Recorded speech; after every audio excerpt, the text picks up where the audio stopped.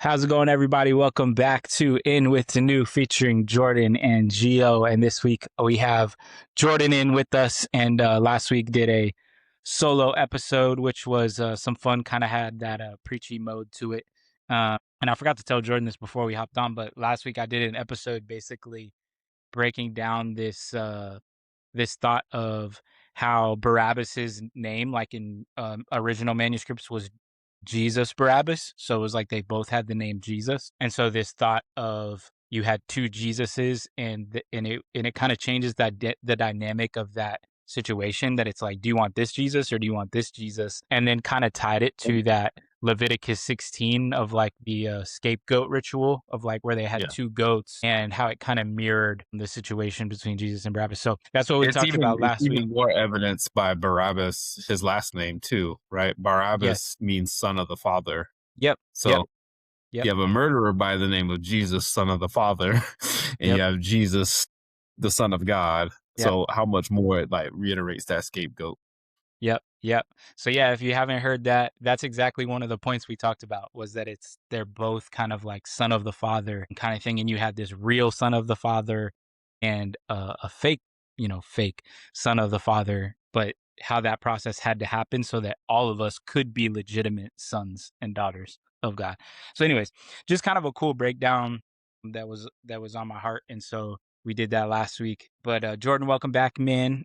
Before we get into the heavy stuff, because today would be a little bit heavier episode, I did want to give Jordan a little bit of opportunity because we talked about a couple weeks ago how Jordan got to go to the championship game for Seattle. And obviously they won that game that he went to, and which took them to the Super Bowl. And they obviously won the Super Bowl. So I know Jordan went to the parade. Did the parade already happen? Yeah, the parade happened last Wednesday, but yeah, I went to so on the 11th. But yeah, man, I've been to games at Lumen Field before, and I'm a newer fan. Like I became a fan in 2020 when I moved out here. So Seattle wasn't terrible, but they weren't like super they weren't the top of the. Right. My first game that I went to was the 49ers game in 2021 at home, and we won a close game, but it got loud then. Like it was pretty intense there. And I think that time was still louder than this game, but the NFC Championship was still just exciting, man. Like I mean, it was cold. It was like Yeah. 30 degrees at kickoff, with the wind chill, which is not crazy insane to folks out in the Northeast or in the Midwest. For Seattleites, it's cold because we don't Pretty typically cool. get and so we watched from kickoff till the end. Like I mean, it was a back and forth. It was just a really, really fun game. I had my boy Brian who got us the tickets. We had some pretty cool vantage points. I actually have a video of the final play from my seat. Nice. That I reported just because I was like, okay, it's the last 10 seconds. The Rams got the ball. They Yep. have no timeouts. They got to drive like 60 yards to get a touchdown because a field goal wouldn't tie it. They needed a touchdown. And so it was epic. Like then like afterwards, like everyone swarming the team shop because they just used to do Super Bowl gear and stuff. That's dope. It was so dope. I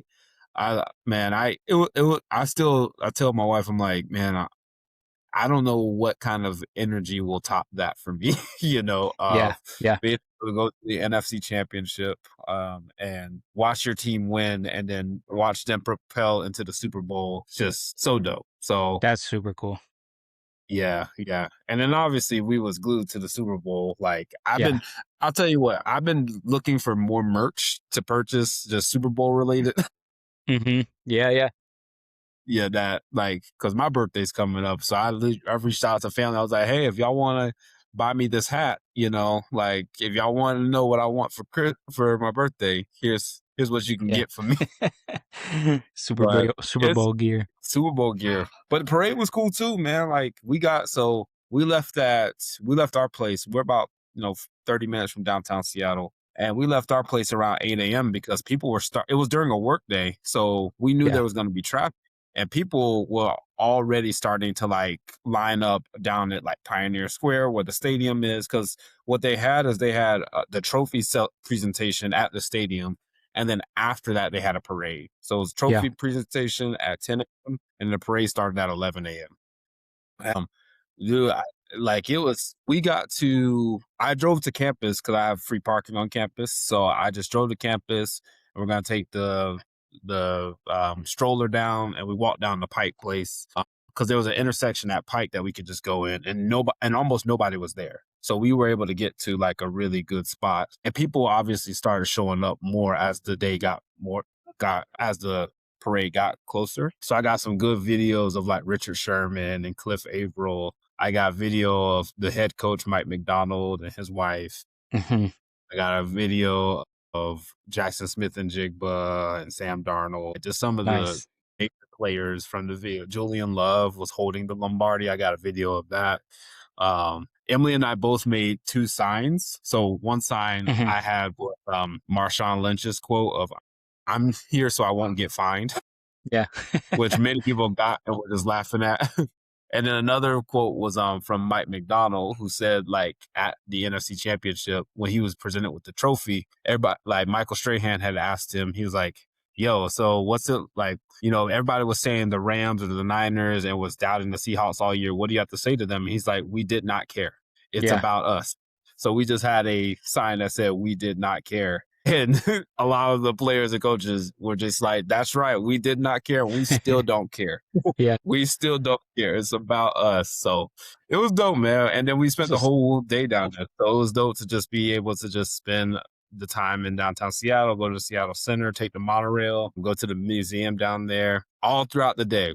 I mean, I'm talking about for like 8 hours. You just heard people yell, chanting Seahawks mm, throughout the day. And I'm like, okay, so this is what it's like to be in a city when the team wins a Super Bowl. That's yeah. pretty dope. Yeah. That's pretty dope. That's what's up, man. I'm sure it was electric. That's super cool. Yeah, it was. I was cheering for the Seahawks in the Super Bowl, but I like wish it would have been a little bit of a better game. You know what I mean?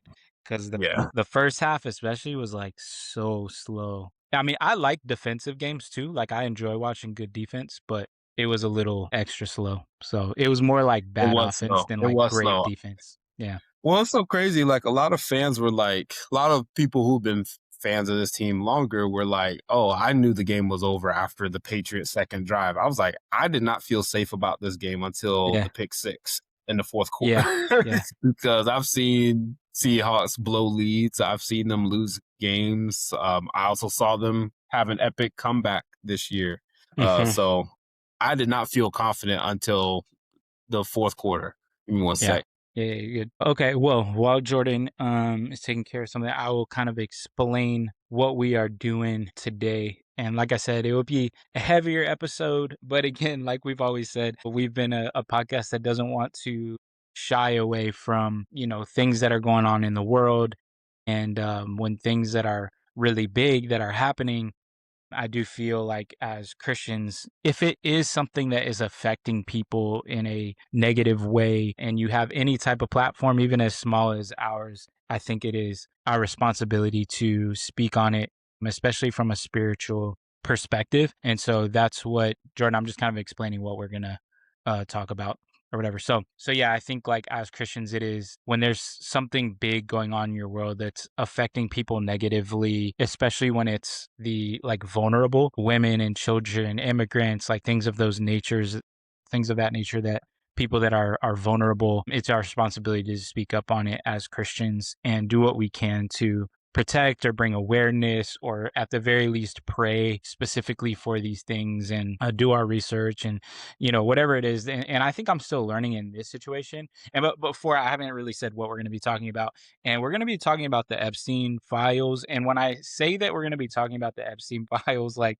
what I don't want people to think is like we're going to go down this rabbit hole of like looking at the specific files and reading emails and like talking about all these crazy conspiracy theories. That's not really what I want to do, although maybe we'll speak a little bit to some of the things that are being speculated about because I think they do have some spiritual undertones. And when I say spiritual undertones, like what I mean is things that are talked about biblically in terms of like sin and the spiritual world that's going on, like the unseen spiritual battle that's going on around us, and things of that nature. And so basically, I wanted to just explain from my end why I wanted to do this topic. And I was talking to Jordan a little bit about this before we started recording, is that when the files came out, I didn't do this crazy deep dive and go and look at all the files or as many as I could, but it did pique my interest enough to look into the big things that came out of the files. And I had seen the documentary about Epstein a couple of years ago, and I kind of rewatched that over the last like several weeks, and it just like was bothering my spirit and my soul, like the things that were going on. And some of the things Jordan and I were talking about before we hopped on was just the fact that, the way that someone voiced this on YouTube or TikTok or something like that was that this is potentially like the biggest scandal of our lifetime, like in Mhm. terms of Yeah. how deep it goes, the people that are involved, like how many victims there that we don't even know, right? Yeah. Like we know of the ones that have come forward, a lot of the women that have come forward that were sexually assaulted or raped or whatever, like when they were and I'm not sure if I can even say some of these words on YouTube. I might have to like scrub some of this. But yeah, like the women that have come forward and were a part of the case when he got convicted and was in jail when he, allegedly committed suicide. Like those victims we know of, but there's countless others that we don't know. Like Mhm. children maybe from other countries that it is just there's a lot of speculatory things that I don't want to go too far into. But what I really wanted to speak to is just things that have been on my heart, but then also just like the spiritual nature of this. And where I kind of wanted to start is that it kind of brought this sense of like the reality of human sin, right? Like even as Christians and even as, Christians of a long time, often we can read the scriptures and we know that it's true. Like the way I've been kind of putting this is lots of times like something in your head, but it doesn't always hit your heart until something happens like in your world or in your reality. I don't know if that makes sense, but it's like when I read the scriptures, I believe them and I know that it's real that this stuff happened. But I think oftentimes we think of certain things in the scriptures of like, oh, but that doesn't happen anymore. Like human sacrifice doesn't happen anymore. Demons that like enter people don't happen anymore. It's easy to think that, Mhm. but then Yeah. when you Yeah. see cases like this, you're like, man, like you almost hope that it is a demon in someone because it's like, how could just a human be Yeah. capable, of things of this? And so, just some of the things is like, when I was thinking about this, I kind of saw these two extremes when the files came out, and it was this excessive. And I'd like to think I fall in the middle. I don't want to be on either like extreme, but you saw this excessiveness of people just diving into the files and wanting to know everything and throwing out kind of blanket statements and naming all the people that were in it or pictures that were taken. Or you had people that just avoided it completely because it's so disturbing, which I totally understand, to be honest with you, Yeah. Yeah. like not wanting to look at stuff. But I think like beneath it kind of exposed, and this is something Jordan actually was mentioning before we hopped on, is that it kind of exposed this like this reality that power and wealth and influence can create this environment where like there's exploitation for Yeah. years and years and years, and it just goes unnoticed or noticed and no one cares, right? Like the people that do know like just don't care or they're complicit in it. And I Mhm. think like from a Christian perspective, kind of had to tell myself after like a few days, I was like looking at this and I was just I was in disbelief. And I had to like remind myself that this shouldn't shock us like as Christians. Like in terms of obviously there's shock value to what's going on. But in terms of like the evil in the world and people exploiting other people, especially people that have a ton of money, exploiting people that don't, like that's talked about in all throughout the scriptures that's like the dangers of money, the dangers of power, in high positions. And so I think like, Christianity has this realistic understanding of humanity. Like the scriptures gives us like a realistic understanding of humanity that like if we're not following God, then you're going to do evil things. And especially if Yeah. you have a ton of money, it's probably going to be extremely evil if you're not Yeah. following God. And it just goes to show us like how fallen we are and how broken we are as people. But it also means that because of all that stuff is why we have to have the capability of like having compassion and trying to reach the lost, and because of the fact that we're capable of such like evil. Yeah. So anyways, that's kind of some of the things that are on my mind and we'll expand, but I wanted to pass it to Jordan to see what's on his mind and what he's thinking about all this Yeah. stuff. I don't want to downplay, and you're not doing this. I think you actually bring a great attention to it of just how big of a scandal this is, right? Like, Yeah. and one of my favorite figures who I love getting just a lot of information from, his name is, Dr. Mark Lamont Hill. He's a professor, but also like trained researcher, and also commentator on these things. And he even echoes that same sentiment of this is probably the biggest scandal that we have seen either in the last 20 years or just perhaps like in our lifetime. We don't even talk about we haven't even begun to fathom how deep the webs go. And I think part of that is, like you said, because of how easily tied this is to a lot of very powerful and influential people, and also how truly disturbing some of these things are, right? Like when Yeah. you get Yeah. to listen and hear testimonies of these victims, you would see like how could humans um get to that level of action and depravity. But the truth is, unfortunately, the scriptures have examples of people engaging in such acts. Yeah. Unfortunately, right? Like in terms of Yeah. exploiting people, or in terms of like really causing harm. Like, I mean, I think about the way Judges ends is a perfect example of just the fall of the fall of humanity, right? Like you have this man and his concubine is, sexually brutally sexually assaulted. And so what does he do? He cuts her up, and sends her Yeah. to each of the tribes of Israel, right? Like it's like that just gives you some lens of like how, and it's a sign to all of Israel of like how far we have fallen in terms of our humanity. But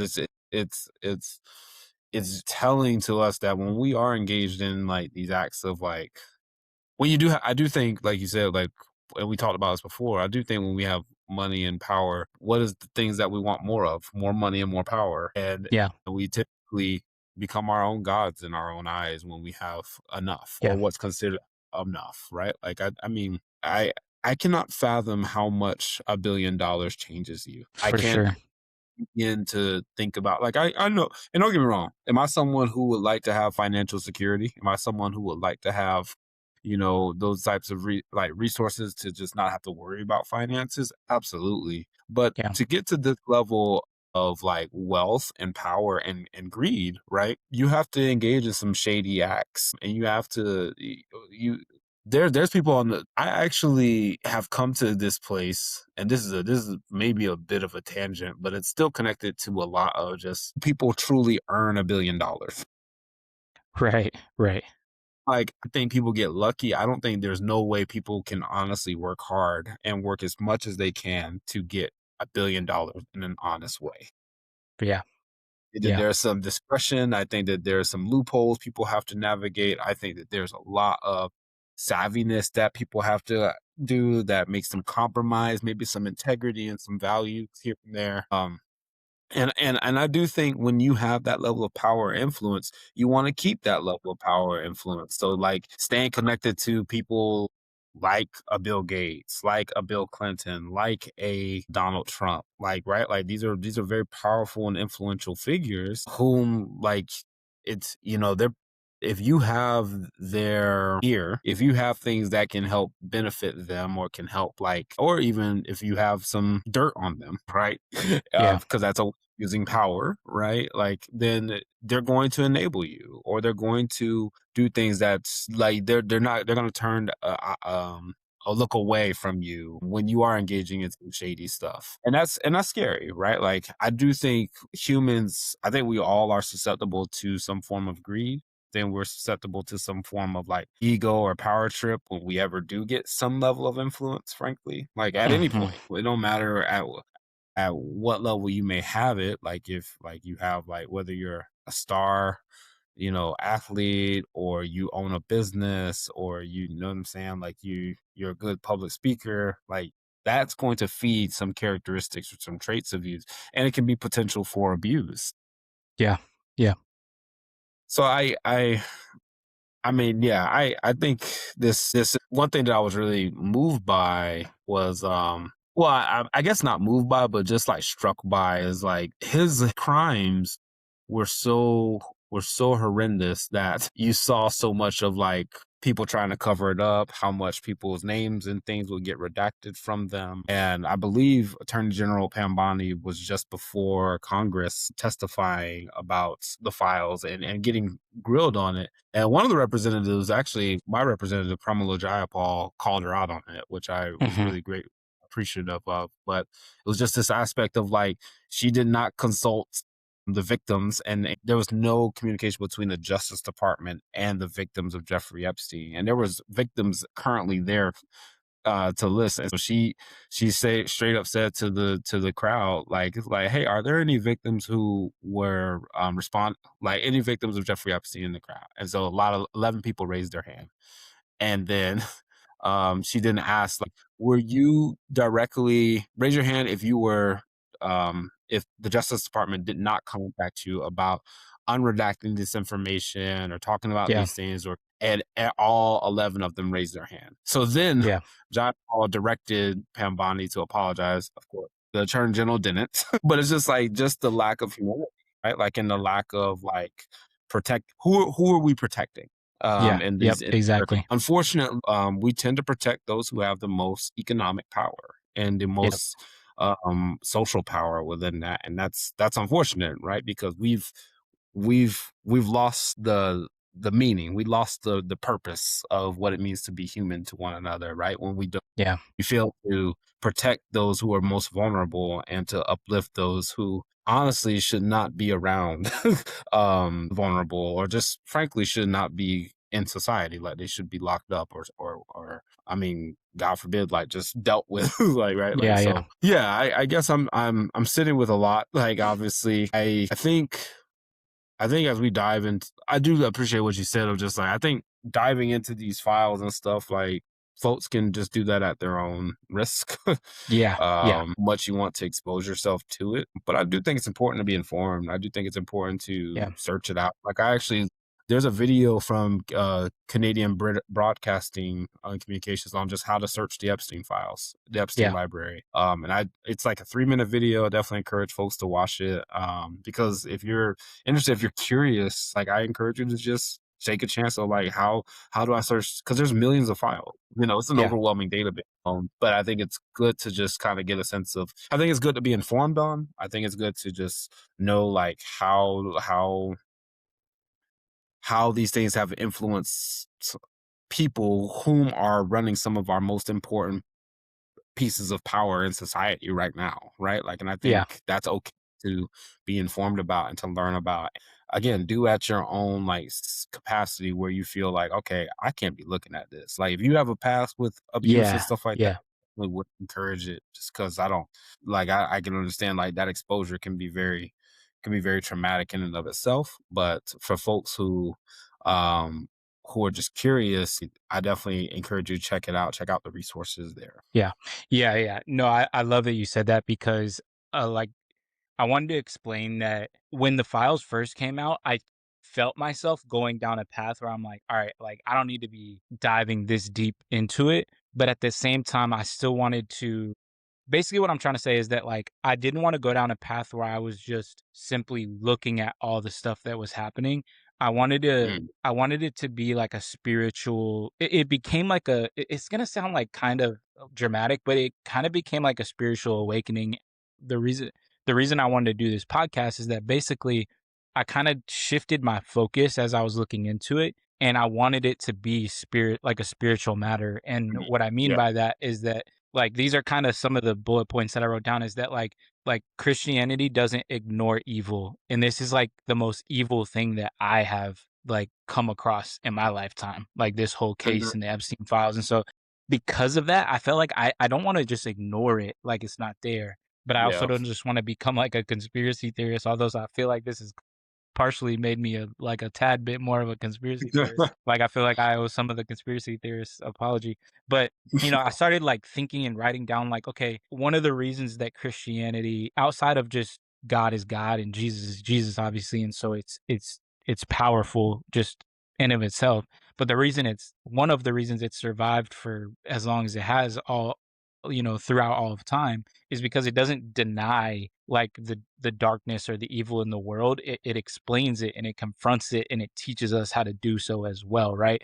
Like it's not just this religion that's all like hunky dory and sunshine and rainbows. It talks about the evil in the world and it tells us how Yeah, to address it, how to combat it, and it teaches us that we are in a broken world, that Satan yeah, is over, yeah. kind of And thing. we all have the capacity to live in that brokenness, right? Like we all have Yes. capacity to engage in ways that show that not only that we're broken, but that we can, if not careful, we can be some of the most broken if we Yes. don't, have a strong conviction in God's word and a strong conviction with God. Like it's just like, I mean, I think about like Paul, right? Like Paul was directly persecuting the church and, Yeah. to do some heinous stuff to Christians in the name for God, right? And you see even in his own descriptions of himself of like, calling him the worst of all, calling himself the worst of all sinners, Right. right? Like I think I can commend that. Now, granted, not everybody has like a Paul like revelation, right? Like of Right. just Right. Right. like coming to a realization that what I'm doing is wrong. What I've been doing has been heinous, or what I've been doing has been traumatic. Nobody ever has that sense.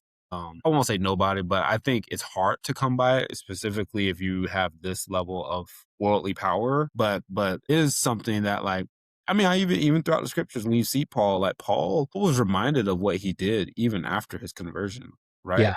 Yep. Paul reminded of the fact that he used to persecute the church. Like people treated him differently. They looked at him side eye. It took him years before, he would get like this sense of like feeling like he wasn't reminded of his own sins.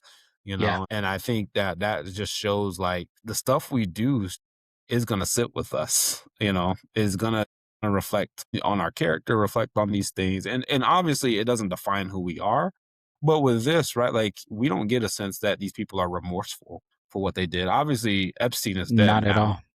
Yeah. Epstein is like, there's nothing we can get from him, but we Yeah. don't get that sense from Maxwell. We don't get that sense from Trump. We don't get that sense from Prince Andrew or anybody. Like, we don't Yeah. get that Yeah. from anyone connected to this that there's remorse of their involvement in this. And that's a scary place to be, because it tells me Yeah. that they who knows what you would get away with when you finally just decide to say like, you know what, you know what, like I'm just not gonna think about it. I'm gonna, go somewhere else, or I can forget about my connections and run for public office, you know, Right.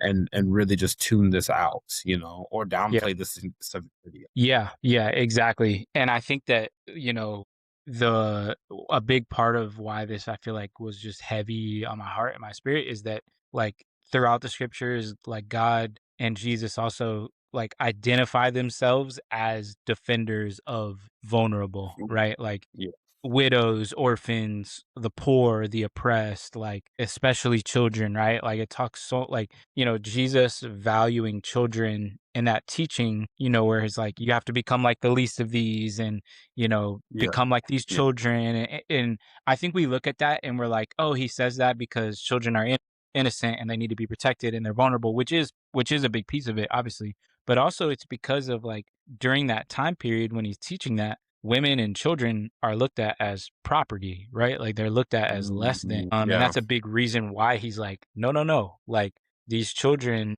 and women as well in my kingdom are not property, are not things to right, be had, are not like, going to the highest bidder or whatever. Like yeah, that's not yeah, the case. And I think that because this case involves so much of women and children specifically, and specifically like girls, and there's so much unknown too, which is crazy. Like maybe it's yeah. young boys too, we don't know. But still, it's just this aspect of the most vulnerable people that even God upholds, right? Like I think about in James 1, at the end of James 1, it says, "True religion is this, to look after orphans and Orphans widows, and and to widows. keep oneself polluted from the world." In fact, that's what he says, that this is religion that God finds faultless. Yeah, So it's yeah, just yeah, something about like having the conviction to protect, women, protect our children, that God really centers and wants to uphold and says that is just, says that is yeah, righteous. But this is a case like that flies in the face of that, right? Like that flies of Yeah. and honestly, as Christians, we do need to respond in a way of like, how do we advocate against this? How do we speak up against this? And some of it is out shedding light of just how depraved it really is, but Yeah. also Yeah. also offering spaces of of resources and support, right? Like in terms of like to connect people if you know getting if enduring abuse or have endured abuse and things like that as well. So but there's I do think it starts with us being informed. I do think Yeah. it starts Yeah. with Yeah. looking into it and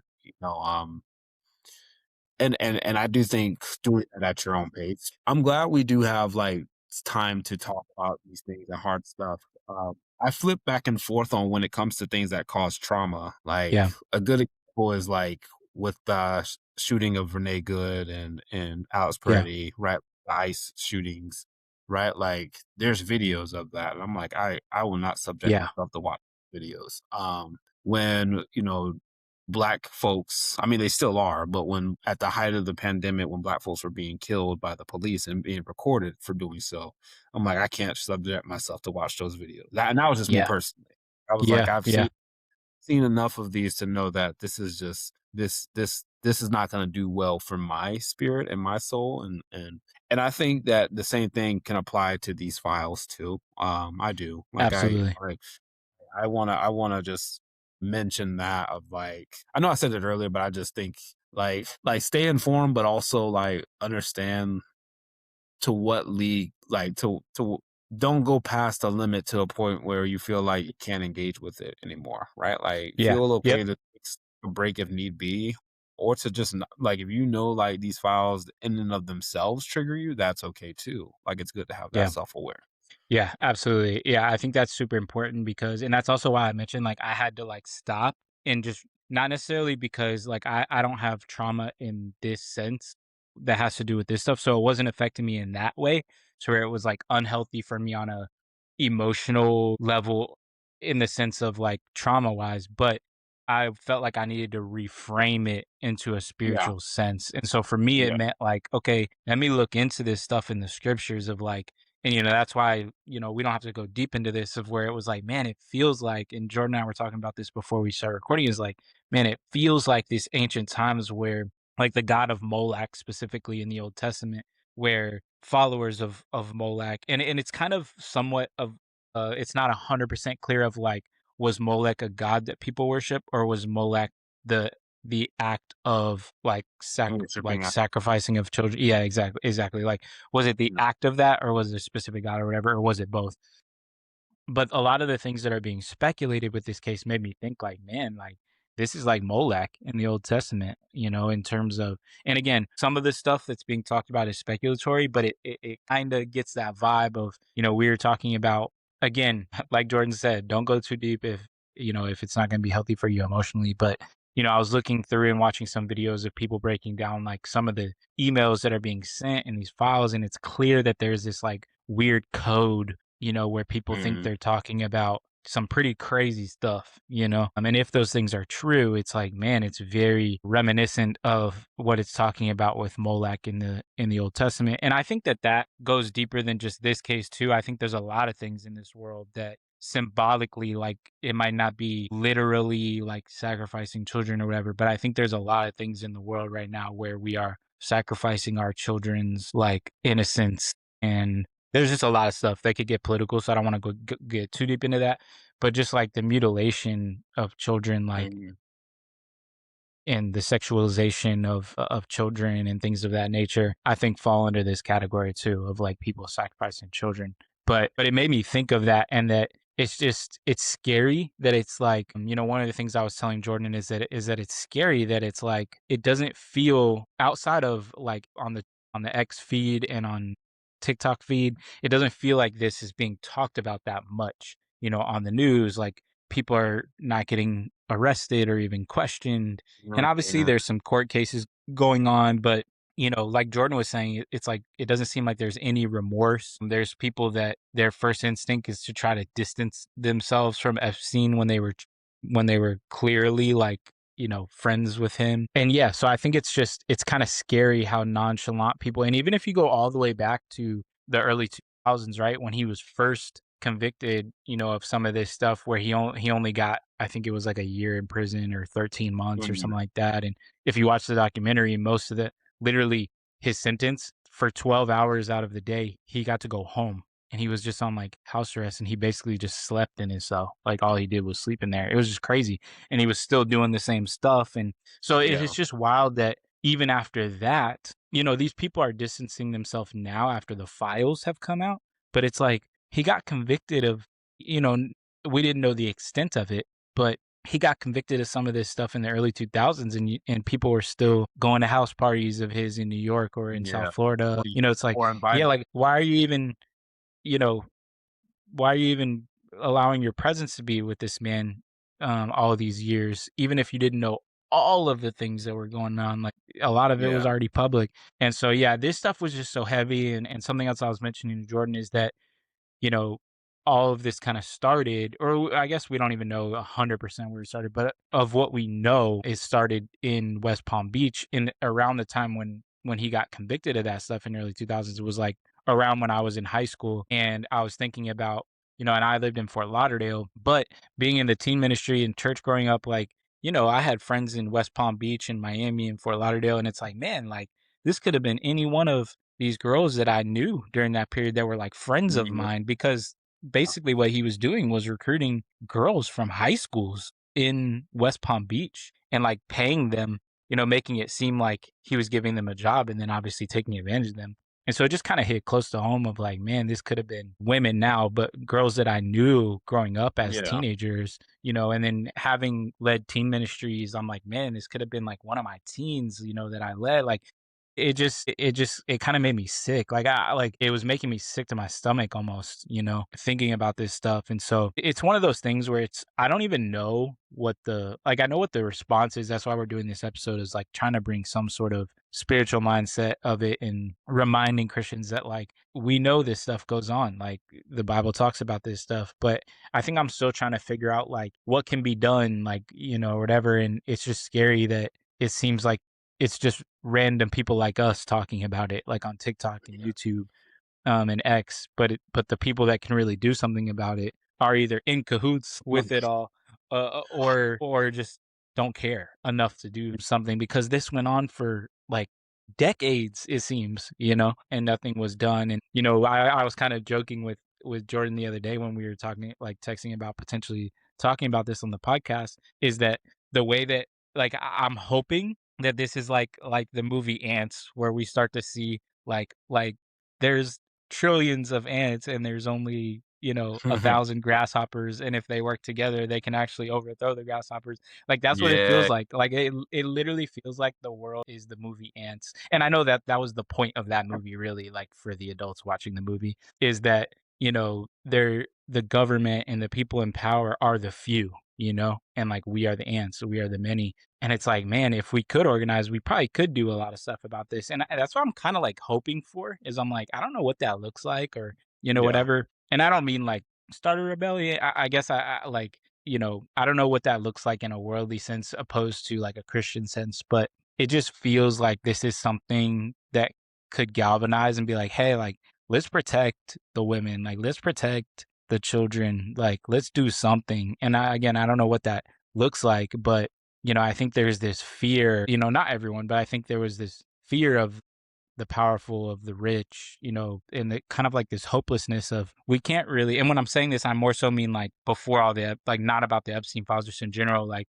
what can we really do against the government? What can we really do against that? But then when this happened, I think it kind of like sparked people of like, wow, like this is so evil that it's like we have to do something. Like something has to be done in some form or fashion. And so I think like, I don't know. It just feels like something different. And I hope that it does spark something more than what we've seen so far, because if even a quarter of the stuff that's being speculated is true, it's some of the most like evil and demonic things that I can think Yeah. of since like, and this is obviously before our lifetime, but like it almost, oh, well, this is probably a little extreme, but it's horrific in the way that I think about like like the Holocaust, bro. Like, and I know that was like a so much larger scale, so I don't want to Yeah, compare those two things. But in terms of just looking at a situation, like the more I learn about the Holocaust, I'm just like, oh, like that too makes me sick to my stomach. yeah.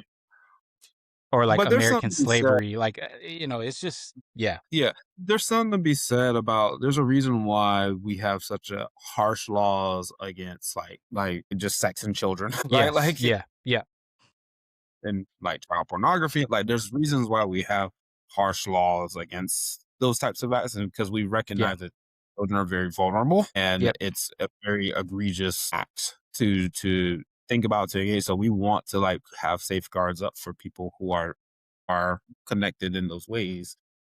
Just so that people don't have to be subjected to that or engage in that, and that kids can be protected. And so I think about this in the lines of like, I do think you're right, like it's probably not the same magnitude as like the Holocaust and slavery, but it's evil in the sense of like it's a pretty egregious act that has gone over for decades. Like we're talking since I believe the 80s. I'm yeah, like, we're this is something that's been going on for a very, very long time.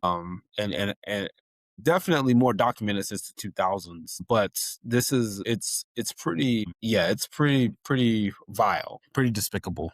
yeah, yeah, And at the same time, right, I said this earlier about just when you have all this money, you have all this, like how it can just get you to forget, right? Like the scripture I always come back to is Proverbs 30 verses 7 through 8.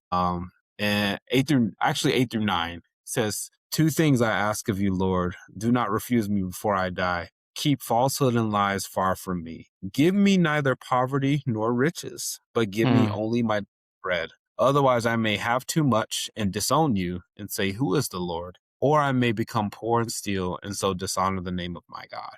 mm, So I love want to that, focus on that first part of like having too much and disowning, right? Like I yeah, think yeah, when you have that much money, you have that much influence, you do think of yourself as God. You do think, and you think that gives you carte blanche power to just do whatever it is that you want. Like you feel like you can abuse people and not face repercussions. You feel like you can take advantage of other powerful people and not face repercussions because everybody will bend the knee to you. And I think yeah, that's a very scary place to be, and honestly, it's a very lonely place to be. You know. yeah, yeah, And I don't say that to empathize with billionaires. I think that, like they've engaged in enough like kind of actions to just honestly not my personal opinion to not deserve pity. At yeah, the same time, they are human, so I want to recognize that and recognize that they are subjected to the same kind of propensities that I could be subjected to. yeah, It's it's just it's just evident to me that when you have that kind of power, and not just on the monetary side, but on the who you are socially connected to. Like, are you a socialite and you were raised in this community where you have these people on speed dial and you've gone over to their houses and all of that? When you have that, you don't want to lose it. So you'll do anything to try to maintain it or to keep it going.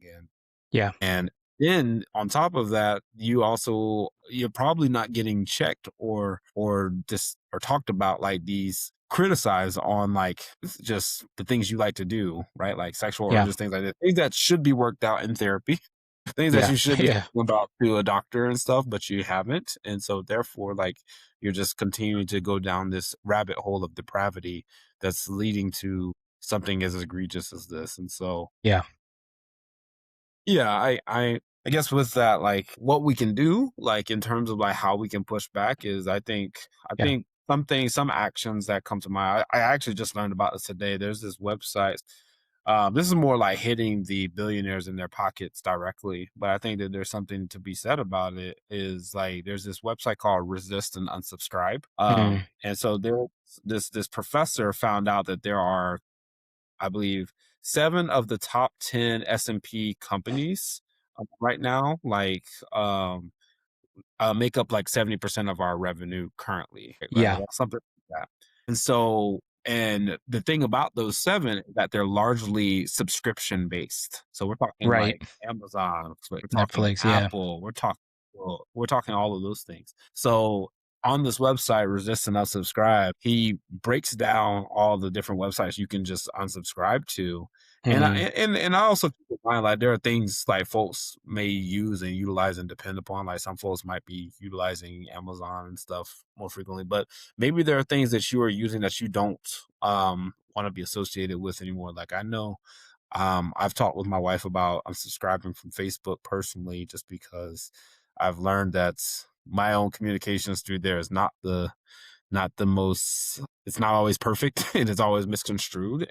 But mm, at the same time, yeah, I do it to stay connected, but it also can invite me to stay connected through other means, such as like reaching right, right. out, texting, things like that. But it's a good website that has so many different things to unsubscribe to, like unsubscribe to Chat GPT Plus, like Mm, an OpenAI, unsubscribe to X, Paramount Plus, like Google, like it's, but and the point of it is to really try to hit the billionaires who own those platforms home in their pocket, because it's a reminder that right. we have the power to be able to do that.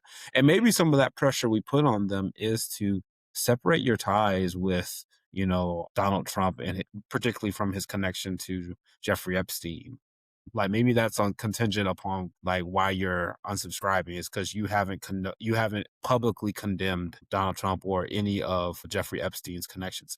Microsoft is a big one because Yep, almost every workplace uses it, but that's another big one of just like Bill Gates was known for connecting with Jeffrey Epstein, particularly in the 2010s. Like, we want to put pressure on any company that uses Microsoft to say, hey, like, consider using another source, another web-based source, until Bill Gates like publicly apologizes or publicly denounces his affiliation with Epstein and with Donald Trump, and anything yeah, like that. So I think that those are good actionable steps, right? That you yeah, could, and I'm mindful, like, I'm not saying that that's what everyone needs to do, but it's sure, just a sure. kind of like, there are things we can do for sure. Yeah. And I'm glad you went there because the next thing I was gonna say actually is so I not like specifically like that of like the website and going, but I kind of just did like a little list of like overarching things, especially if you're a Christian listening, of like specifically the protection of women and children. Like, what does that mean practically? Mm. And I think like Jordan said, you have to you have to figure out like for yourself what that looks like. But I guess I'm just doing some overarching things to think about, and then they can look more in depth, like what Jordan just explained. But I wrote down like that protection starts locally, like believing victims, like people that have been a victim of something, like believing them. And I'm not saying like blindly, like we've seen the dangers of that too, where someone's falsely accused or whatever. So I'm not saying like just blindly, like, yes, 100% what they said is true, but to listen to victims and not dismiss them, and Yeah. hear their story, like hear what they went through. I think specifically again for Christians and churches, like creating safeguards in churches, because I know there's been a lot of hurt like in churches too. We've talked a lot about that in the past, but creating safeguards in churches, like creating a soft place for people to land, like having a heart to listen and protect. I think teaching children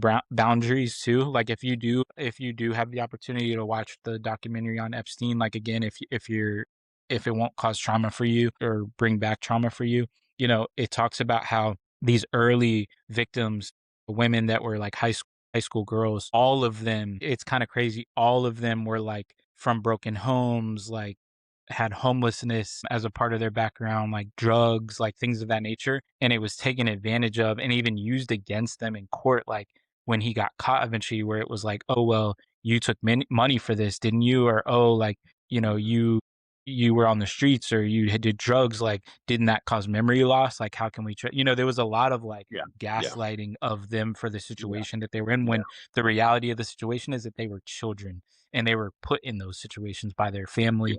and then taken advantage of because of the situation they were in. So I think like teaching children boundary, like especially if you're in church and if you have kids that are in single parent homes or struggling with alcohol or drugs or things like that, to protect them and to teach them boundaries. I think holding leaders accountable, supporting anti-trafficking efforts, and then especially for men, like if you're a man, listen to this, that like biblical um biblical masculinity is not dominance, right? It's protection. Your strength Yeah. is used to Yeah. protect the vulnerable and to teach God's word. Like we've talked about this in the past too, of not using scriptures out of context to belittle other men or women, especially. But if you're a Yeah. man, and especially if you're a leader, um, to use your leadership the way Jesus uses leadership. And if you do it like Jesus, then people won't have an issue following you. That it, masculinity, according to the scriptures, is not dominance over. And I think that this case is a lot of that. And what makes this case even more sad is that there was a woman helping. A lot of the victims have even said like it was really her that was running things. Yeah. Like obviously he was despicable, but she was the one that garnered their trust to make them feel like it was a safe space. And then Mm, obviously it yeah. wasn't. And so I think that makes it even more like I'm not saying, she's worse than him or he's worse than her. I'm just saying like for women to already rightfully so have a hard time like trusting men and why women have to worry about, can I run this route when I exercise? Like what Can I walk time can along I at night? Yeah. exactly like that Yeah. type of thing. Like on top of that, having to worry about another woman that Yeah. helped a man that was predatory, like is crazy and a whole nother level of despicable. But Yeah. those are just some things to like think about, right? Like protection starts locally, hear victims out, like believe their Yeah. story, safeguards in churches and if you're a family, like in your homes, things like that, teaching children boundaries and what they should look for and what they, that's an unfortunate step, but it's a necessary one of like teaching them what not to listen to, not to accept money if you don't know what this job is, or whatever, things of that nature. But I also just Yeah. wanted to say, like, for Christians as well, that we're also called to like live in this balance. I preached a sermon one time talking about how scholars talked about how there was this like the present age and the age to come, and we kind of like Mhm. live in between, right? Like the present age in the scriptures was talking about like it's ruled by sin and it's ruled by death, and like the age to come is heaven and Life. Yeah. right. Yeah. And we're kind of as Christians, we're like in between, right? Like we see the present age of like death and sin or whatever, but we are saved. And so we have a foot in heaven, right? So it's like we're kind of in this age between and we're called to Mhm. live in balance in that, right? Like not blind trust about everything in the world, but also not cynical fear of everything, but discernment is what I'm trying to say is like we're called to have discernment and like recognizing that evil exists without believing that evil is winning, even though it looks like that oftentimes. Because ultimately, like God is sovereign and God reigns. And I think it's why God talks about such severe punishment for things against children. And so I think oftentimes we can also say, oh, well, Epstein died. And so it's so unfortunate because he didn't get what he deserved because he died or whatever. And I understand that thought, but trust me, like his judgment has not come yet. Like he has a Mhm. harsh punishment, Mhm. because God talks Yeah. about protecting children. And so I'm not saying that we should like relish in the fact that he's going to get punished. That's not what I'm saying. But what I'm saying is Yeah. that there shouldn't be this like, oh, like he didn't get what he deserved. Like God is going to judge him for the things that he has done, kind of thing. And I just think like to be called to like as Christians to not be so up in arms about things like this. Like obviously we hurt and we grieve for like, the victims of Yeah. this case, but to know like we need to have discernment and know that like evil is not winning ultimately, which I Yeah. think is Yeah. important. So I think that's part of the hope, right? Like the hope is yeah, that yeah, like, if someone we try our best to try to I don't know if I'll say we, but I guess I should say we in the sense of like as a human. We do try our best to try to administer justice or try to or think what justice should look like. But it yeah, is ultimately God who can define true justice, right? yes, But we do recognize when someone does something wrong, and we do recognize when people engage in ways that harm and oppress, and we expect them to have to face accountability for that. And it is painful when we don't get to see that, right? It's painful when you see somebody, engage in these ways and don't get what we would think is justice, right? And yeah, that is ultimately a sign of like, hey, well, trust that this isn't the end. Trust that God sees and that he's the one that doesn't administer true justice. yes, We continue to acknowledge the fact that he did that this man caused a great injustice, right? Like we yeah, can yeah, acknowledge that. Like, even if he cannot acknowledge it, we can.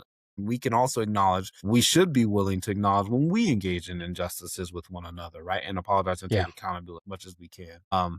And it's also like, it sounds bad because I don't want to, again, I don't want to absolve like us from like seeking that out, but we also can't rely on it. I think his example just shows that we rely on our healing coming from him, like from Yeah. Epstein's example, like Yep. acknowledging that what he did was horrific. And like, right, like his suicide, you could probably say is like, oh, like he could not deal with the effects of it, right? Or the remorse. Like, I don't Yeah. know, but I just still think like there's so many people, obviously from the testimony of his victims, like saying that like, no, he caused me a great injustice and hasn't been held accountable. And for them, I Yeah. say like, you're right. You're Yeah. Yeah. absolutely, Absolutely. Absolutely.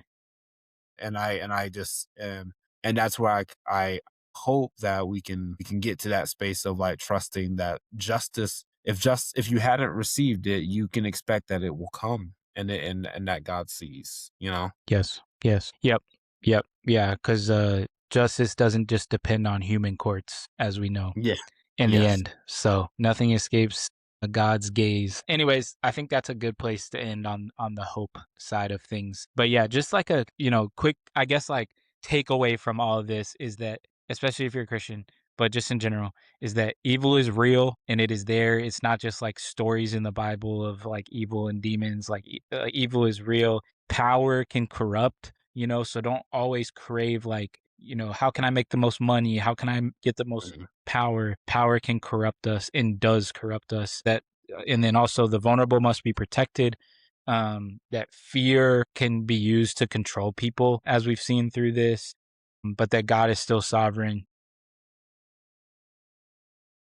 I don't know. I don't know what that does for you, but I think it is just important to speak to it. It's important to know that God is in control, and but that there are vulnerable people and victims and things that we need to take account of and acknowledge and not just ignore. So, like Jordan said earlier, I'm not telling everyone to go do a deep dive into this case and a deep dive into the files. It's more so just to be aware that, man, there is some evil in this world and we have been equipped to combat it in certain ways.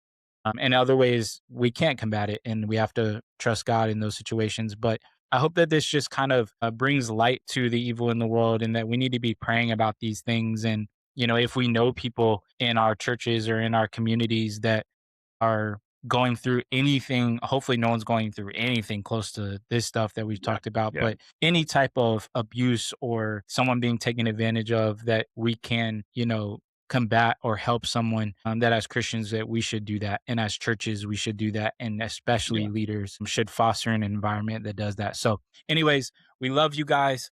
Thank you again for joining us. Please like, comment, subscribe, share. If you're listening on YouTube, please drop a comment down below. Let us know what you think. Drop a question. Let us know what you think about all this stuff. And if you are listening on Apple or Spotify, please drop a review. Give us a 5-star if you believe that's what we deserve. And then leave a review as well. But we love you guys, and we will see you next week. We out.